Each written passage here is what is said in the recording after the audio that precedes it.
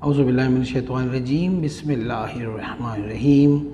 अस्सलामु अलैकुम वरहमतुल्लाहि वबरकातुहू। हर मुश्किल के हल के लिए अगर आप भी माली कमज़ोरी का शिकार है, अपना ज़ाती मकान नहीं, नौकरी नहीं मिल रही, कारोबार नहीं चल रहा, कर्ज चढ़ता जा रहा है, अदायगी की कोई सूरत नज़र नहीं आती, हर तरफ से मायूसी छा गई, हर कदम पीछे को जा रहा है, हालात ने घेर लिया है, निकलने का कोई रास्ता नहीं, तो ये अमल करें और फतूहात दरवाज़े खुलते देखें।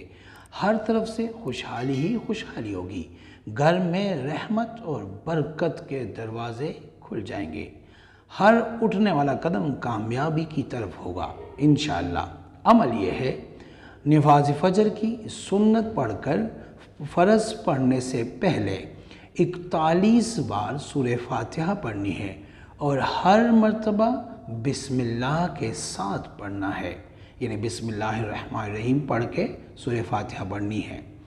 अव्वल आखिर 7 बार दरूद इब्राहीमी पढ़ना है।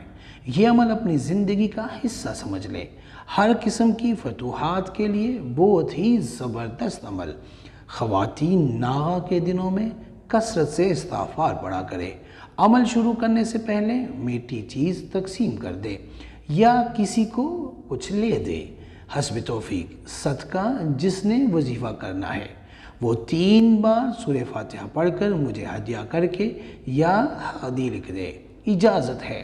और अगर किसी को बताना है तो उसको कहें कि पहले वो 5 बार सूरह फ़ातिहा पढ़कर मुझे हदिया करें, उसके बाद आप उसकी तरफ से कमेंट में या करीम लिखना है, फिर उसको भी इजाज़त मिल जाएगी। लेकिन ये उन लोगों के लिए हैं जिनके पास मोबाइल नहीं या जो लोग मोबाइल यूज़ नहीं करते।